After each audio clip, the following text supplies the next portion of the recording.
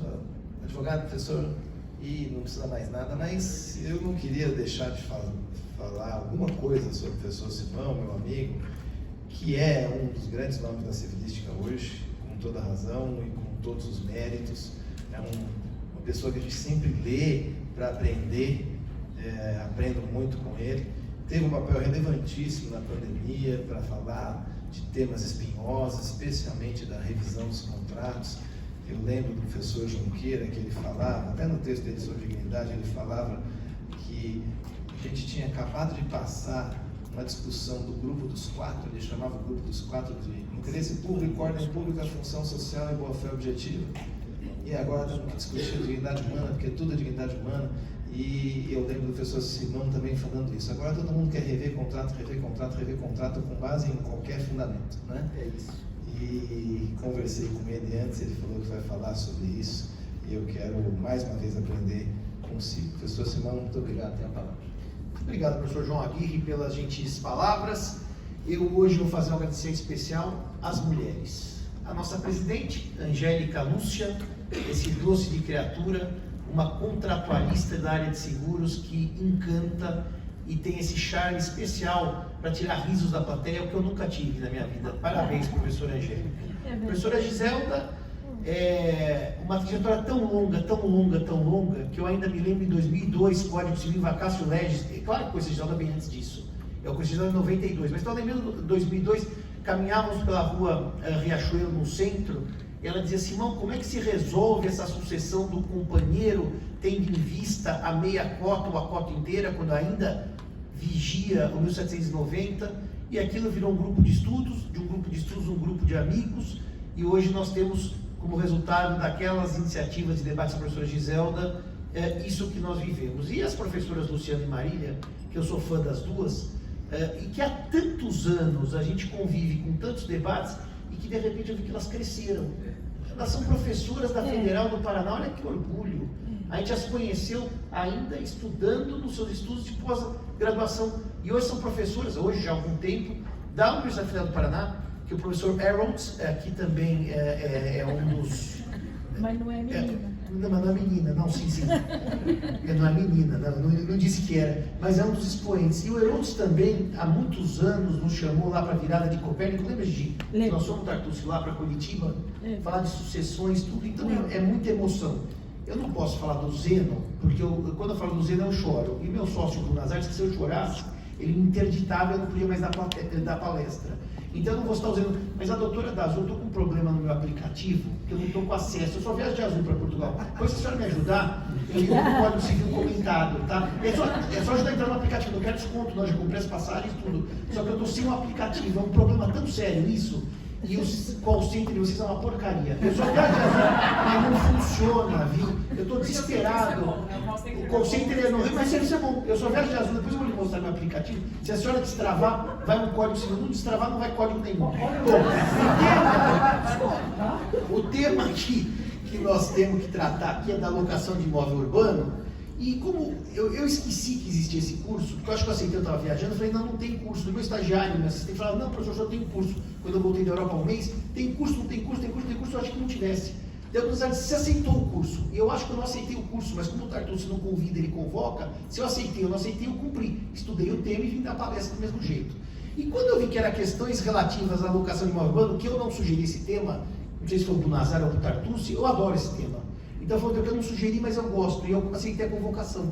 E eu resolvi ver o que o STJ estava falando de locação, julgados mais recentes, para trazer alguma coisa para vocês bem atual, da questão contratual, à luz da jurisprudência.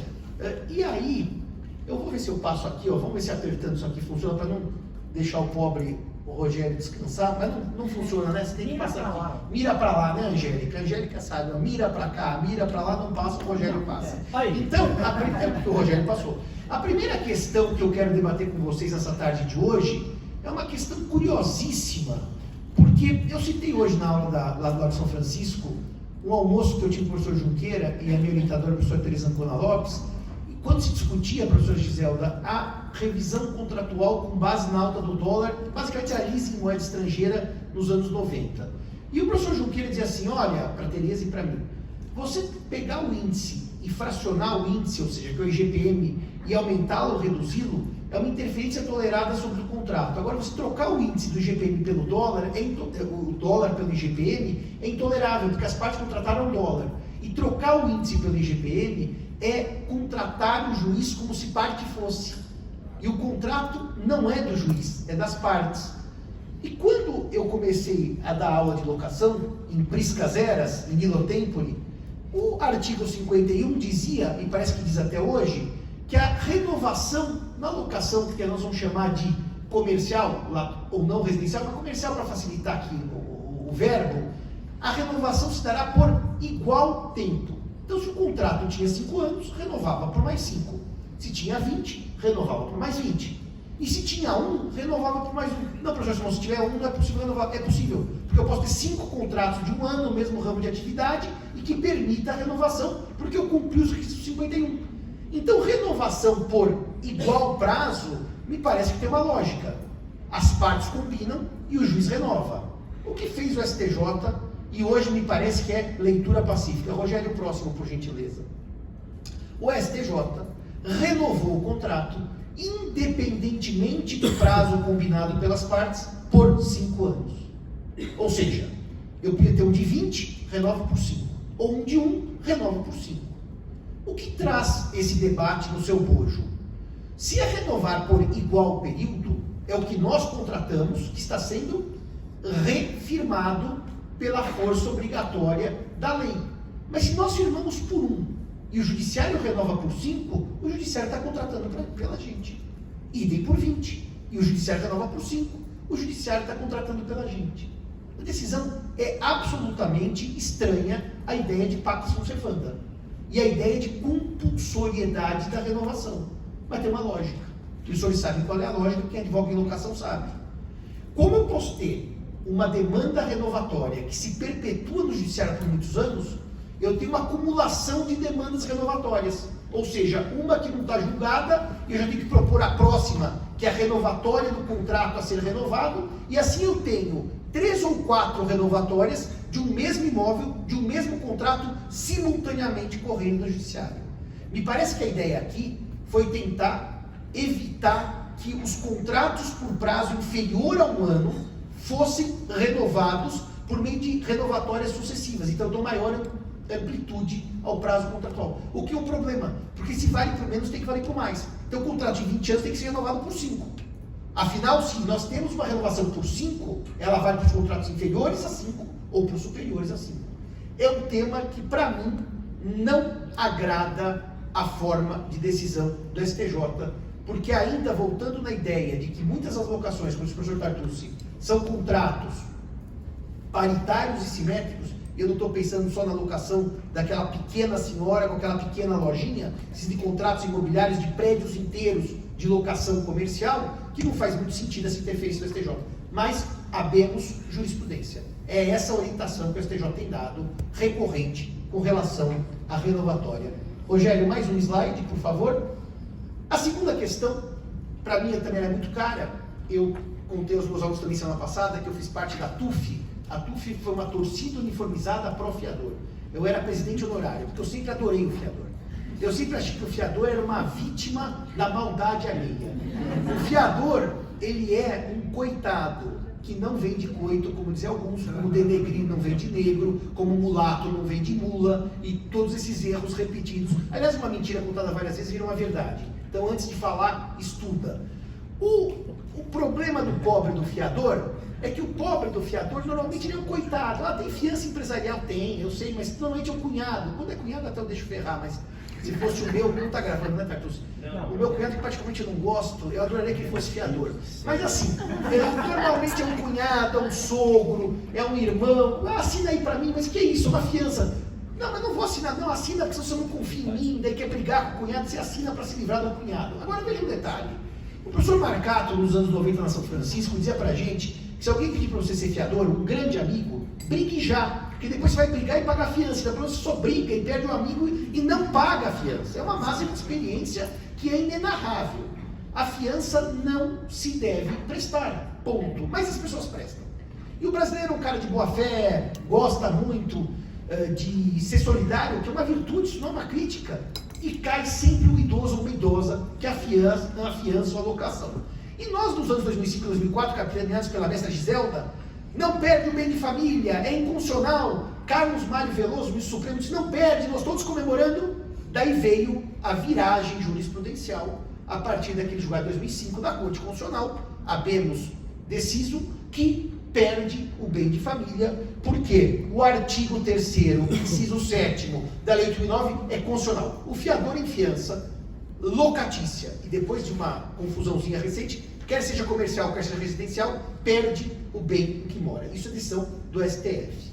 E de repente vai para o judiciário, por favor, Rogério, o próximo slide, uma questão curiosa, porque o garantidor não era fiador, ele deu um bem em caução. E como nós sabemos, a caução, o imóvel que ele morava, vamos deixar claro, alguém deu em caução, numa locação, o bem em que morava. E aí, pedia este caucionante, que não é fiador, que a mesma regra, pedia o credor que o bem fosse tomado porque a caução se equipara à fiança, e portanto se perde na fiança, perde na caução. A ideia do credor era estender a penhorabilidade, para que quem dá o imóvel como fiador, perde, quem dá em caução também perde. O STJ disse não, vamos devagar, porque a impenhorabilidade é a regra, certo? A penhorabilidade é exceção.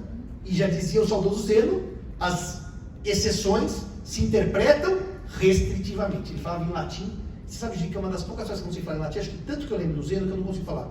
Eu sei que é restritíssima assuntos no final. Ou seja, se se perde por fiança, não se perde por caução. Uma é garantia real, uma é garantia pessoal. As exceções não se interpretam extensivamente. Portanto, senhores e senhoras, quem der caução em garantia sabe que tem o benefício do bem de família segundo a orientação do STJ. E na hipoteca não tem, né? Quando eu dou imóvel para financiar, etc., não tem. A orientação aqui foi de impenhorabilidade, porque o caucionante não é fiador. O que tem uma lógica. A fiança é garantia pessoal, a caução é garantia real. A fiança abrange todo o patrimônio do fiador, a caução é exclusiva do imóvel dado em garantia. Foi essa a orientação do STJ da ministra Nancy. O próximo, Rogério, por favor. O próximo tema também é muito interessante, porque os amigos e amigas sabem que nas locações em shopping center, o aluguel é composto por um fixo e por um variável.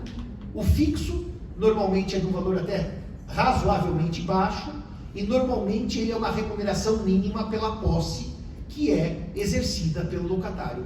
Por isso, só fazer um parênteses rápido, quando houve a pandemia, não é o tema da minha palestra, mas alguns locatários de shopping center disseram, o shopping fechou, eu não pago nada. E naquele meu artigo, gentilmente citado pelo professor Aguirre, pela professora Luciana e por outros amigos, eu disse, alguma coisa você paga, seu estoque está lá dentro e você está com a posse do imóvel. Ainda que você não esteja vendendo, as suas coisas estão lá. Então, esse mínimo é um fixo. E o variável, os amigos e amigas sabem, é relacionado às vendas que a loja tem e, portanto, o lojista apresenta ao empreendedor o seu relatório de vendas. E daí se calcula a parte variável. É por isso que, na pandemia, alguns shopping centers abriram as vendas online para produtos que estavam dentro do shopping, o que eles não permitem nunca, porque isso impossibilita a cobrança do variável. É uma norma quase que eu diria pétrea nos contratos.